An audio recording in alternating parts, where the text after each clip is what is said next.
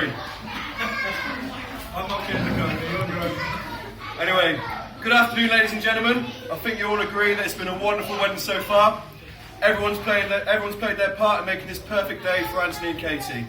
And now finally, here's my chance to lower the tone. Go on, man. Short, because I realise the only thing standing between me and the bar is, well, me. But for those of you that don't know me, my name is Sam. Although you may know me by one of my many nicknames. Skeets, Skeetsy, Ryan Blessed, Eddie Hall, Rag and Bone Man, Big Balls, more recently Stinky Pete, or the most common one, Fat Bastard. I'm not going to lie, I'm a little nervous about today, so you have to bear with me. Antony didn't help things. He told me last night that if I do a good job today, make sure that Ben Roberts didn't lose any more teeth, and by not losing Jamie Me again tonight, then I can be the best man at his next wedding as well. So where to start? Well, I'll start by saying thanks everybody, especially Antony and Katie, for dressing so nicely for my best man day today. You all look great, and it means a lot to have you all here just for me. But it's a bit rude of you, Anne, to have copied my outfits. I'm joking. Antony, you look fit. Come on, round of applause, lad. He does it.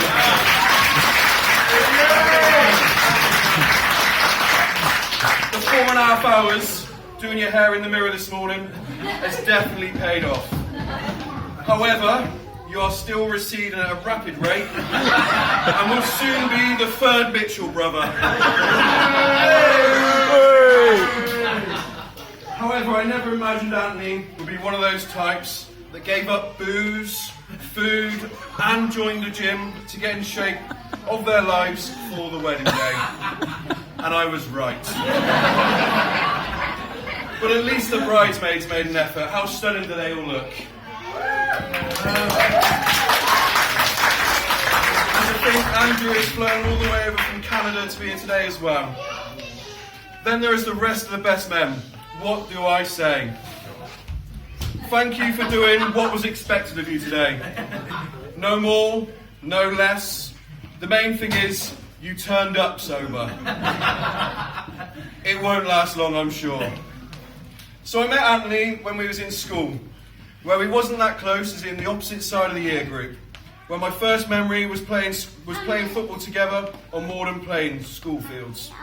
He liked to think he was Eric Cantona, but the only thing he had in common was his flying kicks, which he had no control over. Like most goddamn homosexual boys,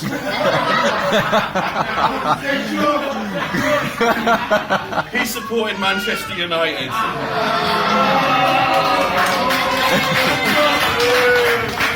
And he had a massive crush on David Beckham. He would often splash out on posters of him, leaving quite a sticky mess when he did. Our friendship continued mostly focused around football, with us starting a football team, Morden Boys Elite, MBE, which Aunt's Uncle Dale managed initially. I later went on to be manager, and we started playing at futsal, where we later became league and cup champions. Once Antony finally stopped playing for us, that was. Most of my memories with Antony are in the last 10 years, once we was old enough to drink. Myself and Anne became known as the Henley Brothers, due to the fact we was always out in town together, and usually wearing a Henley's top. I have so many memories of Anne, of which most I've been bribed not to say. I mean, I could shovel more dirt on Antony than a Taliban cave digger. After some of our laughs at our poker nights, fold and bold, one-handed and giddy, dib dib dab, all fish and mammals, the jacuzzi, and standing up on a table in Weatherspoons in Bath dressed as Stone Cold Steve Austin, spraying 2 cans of beer everywhere and downing the remainder before getting chucked out. There are plenty more stories I could tell you about Antony, but I couldn't actually think of one that would be appropriate. When I say appropriate, I mean one that would have him squirming in his seat and sweating more than Pavarotti on a treadmill, but still be acceptable for all audiences. However, I'm going to tell you just a couple more memories. I will always remember, shortly after I separated from my ex-fiancée, Ant suggested to me to come down to Breen Sands with him and stay at his caravan, as he wanted to meet up with a girl he'd previously met, and he told me she had a hot mate. So I went with him. We had a great night out in Weston, then went back to the caravan. All was going well. Ant and this girl was in the main room, me and this other girl squeezed in the tiny bedroom. Things got a bit hot in the bedroom for me, resulting in me losing items of clothing. Then this girl started taking her clothing off. Underneath her clothes, she had these knickers on which were literally holding everything in. Meaning I had completely underestimated the size of this girl. I politely told her at this point I could not do this. She then pressured me into telling her why. And I stupidly told her it was because of her granny pants. She then jumped up, put her clothes back on and ran out of the room and the caravan crying. I came out of the room greeted by Antony and his girl looking like what I can only suggest to be a cuckoo clock with swinging pendulums and everything. They stopped whatever they was up to, asked me what had happened, which I just said to her, you might want to go after her.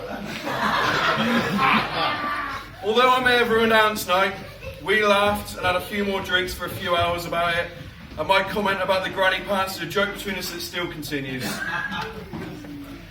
Then there was the stag do. Ooh. Hey. Wait. Anyone that was on the stag do, Steve has kindly said, up at the bar, and he's going to get you ordered tequila. Yes, Steve. Good, Steve. Josh, I don't think you need one. That's true. 12 lads in a foreign country for 3 nights. It was always going to be memorable. So with Ant wearing a revealing pink maid's outfit, white fetching stockings and a blonde wig, and up drinking all night before getting to the airport. Goddamn slut. Wizz Air actually let him on the plane. We arrived there safely, then proceeded to the first place that sold alcohol. With a fairly eventless first night with many laughs. Actually... The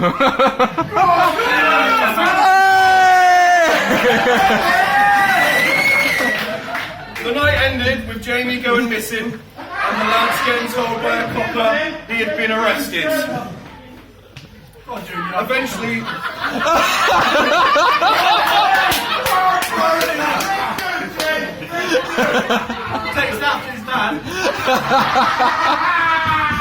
The night ended with Jamie going missing and the lads getting told by a copper he had been arrested.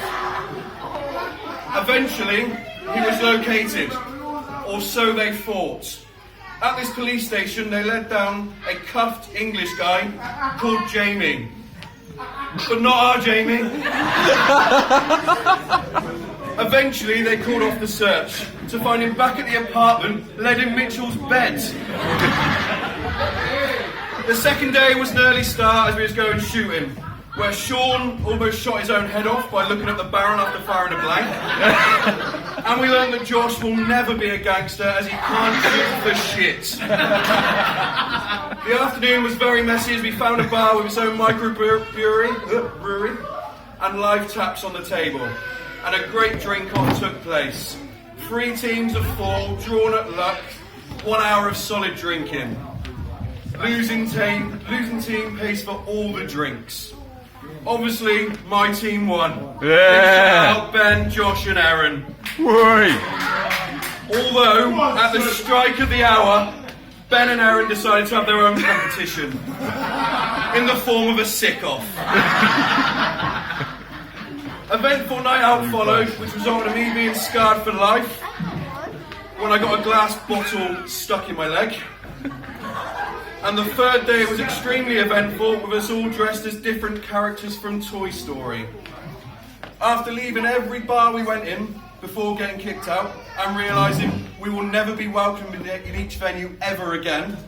We then proceeded to tie Ant up to a chair in the middle of the high street, rip off his trousers and cover him in alcohol. The weekend will be something we will all talk about for a long time. And you were a great sport, and I hope you enjoyed it as much as I did. Although I didn't appreciate being left with a €200 bill from the hotel for damages. Goddamn homosexuals.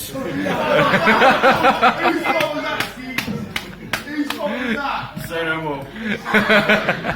I have a couple other stories I want to tell you all about him.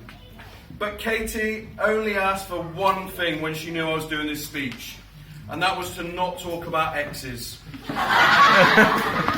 Or mention a couple of exes' names. I mean, to be honest, it feels like a fair request. And being your wedding day, it's probably not the time to talk about exes. Mitch, as Ant's brother, I'm sure you'll agree.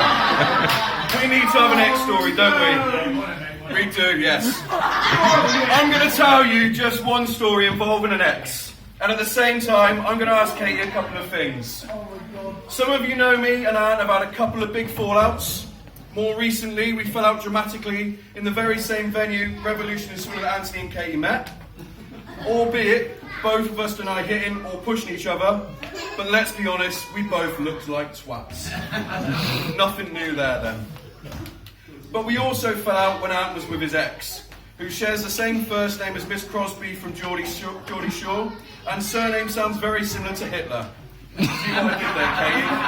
I didn't say it. Well, I've always prided myself on keeping in contact with my friends, even if not as frequent as I would like to due to work and family commitments. However, when he started going out with her, we would never hear from him. Whenever I did, it was always, I can't do this or I can't do that as I'm seeing her. This went on for about 3.5 years. And I would only ever hear from him if they had an argument. Well, one day I got a phone call. I need a mate. So we met her and we went for a night out with our mate Sean up in Winchester. I made it very clear my feelings about him abandoning us for all that time, and he was almost in tears. He apologised and said he will never do that again, and his relationship with her was completely over. I accepted his apology and forgave him. However, 1 week later, I tried to phone him. Sorry, this number can't be recognised. I then phoned Dawn, his mum, and she told me that he was back with her and had moved out and had changed his number. I hit the roof. I absolutely slated him. How could he have done that again, especially after last week? Well, another 6 months went past, and he again come grovelling back. But I made him suffer this time. But let's be honest, I was always going to forgive him in the end. After all, he is my best mate. So my ask for you, Katie, is to continue being you. Don't let Antony ever forget his mates. Don't become like that bitch.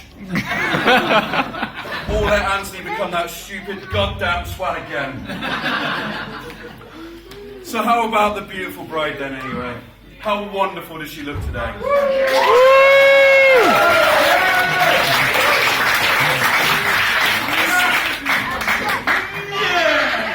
Especially in that gorgeous dress, you look even more amazing than ever. I've only known Katie about 4 years, and when I first met Katie, my impressions was of a beautiful, witty, charming, clever, friendly and thoughtful person. Stop it there. But she soon ruined this by agreeing to marry Antony. I'm joking. Antony really is a lucky guy. Katie is caring, kind-hearted and a great mum to both your girls, and of all the men you could have had in the world, you went with Antony. Does your charity work and know no bounds. Skylar and Alara, how perfect do they look? The day I become Skylar's godfather is still one of my proudest moments, and I'm sure you'll confirm just how much both your girls mean to me and my little family. Mandy and Dawn, again you both look stunning, as do you, Mark, and I can see how proud you all are. Earlier, and I asked her how proud she must be. She talked about how fast Katie has grown up and how it only seems like yesterday that she was putting her to bed with her dummy. It's funny how history repeats itself. But no, seriously. I did advise her on how great a guy her daughter was marrying. I simply said these words. Unlucky. So I do have a couple of gifts for you both.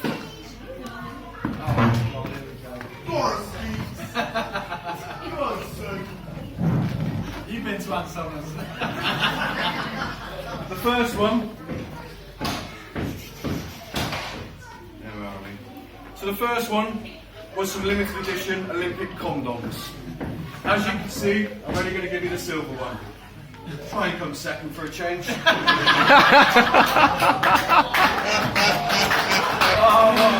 That was brutal. And for your second one, I'm going to need some help off the guys that are on the stag do. When we was on our way to the plane, we had a chant. Can anyone remember what that chant was? Oh, no. Where do you think he was going? Where do you think he was going? Prague. No, that was initially. Where did we convince him he was going? Budapest. You're not going to Ireland, mate. Katie, you don't know what this is about, but I spoke to Antony the other day. I told him I was booking a trip for all four of us, me, Shantae and you two, to go to Ireland. But we're not. We're going for 3 nights in Budapest with no kids. So there's a travel guide for you.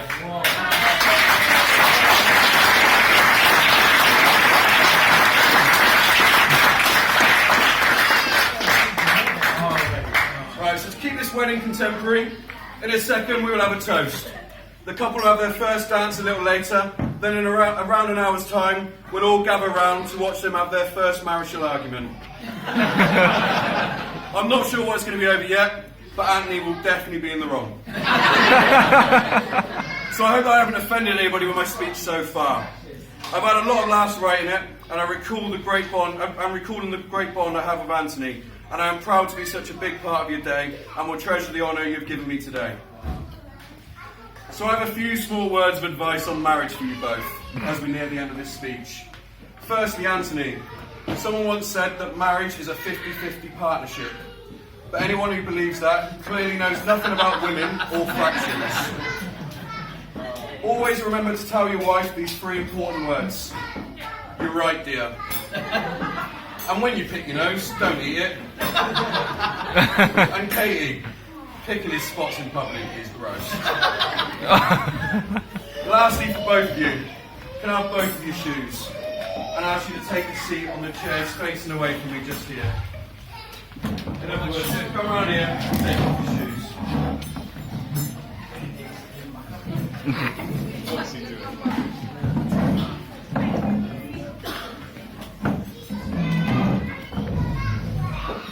If you don't want to take off your shoes, Kate, I'm sure there'll be someone that will volunteer to take off their shoes for you.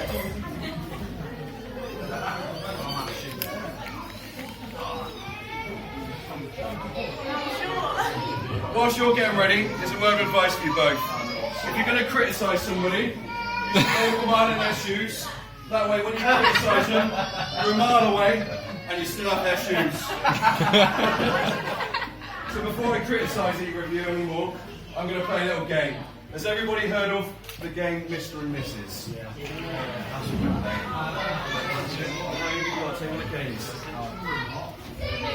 For anybody that hasn't played it, I'm going to ask the newlyweds a series of questions. If they think that it relates to Antony, they have to lift his shoe.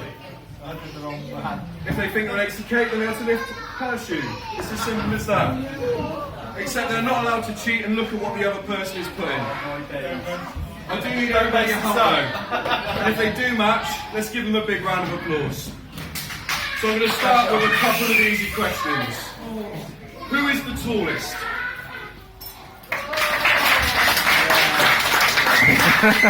Who can eat the most? Who has the most cash in them right now? Probably David. Oh! Who has the smelliest farts?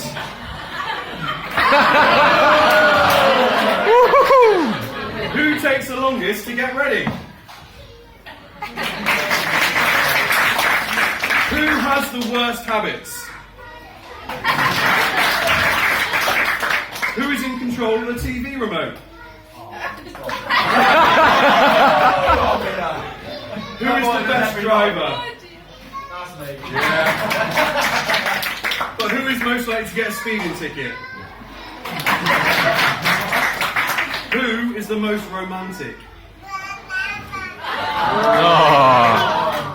Who said I love you first?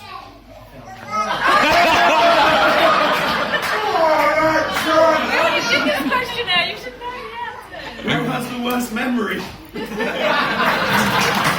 right the first time, Kate? Who is the grumpiest? Who is the most intelligent?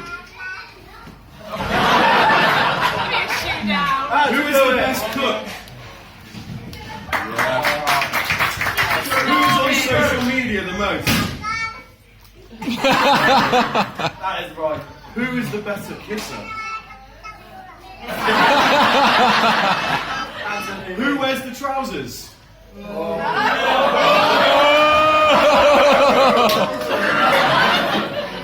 is most likely to cause an argument? It's always my fault. Who is most likely to say sorry first? Who is better at keeping secrets? Here's a controversial one then.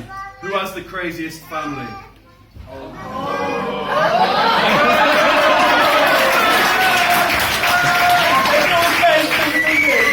Now that you're married, who will be the first to say, not tonight?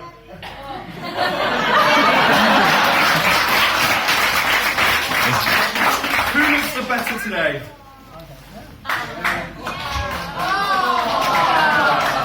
And finally, who do you love the most in the whole wide world? You ain't got their shoes in your hand, I'm afraid. Who do you love the most in the whole wide world? On that note, Katie, just to reiterate, you look absolutely stunning.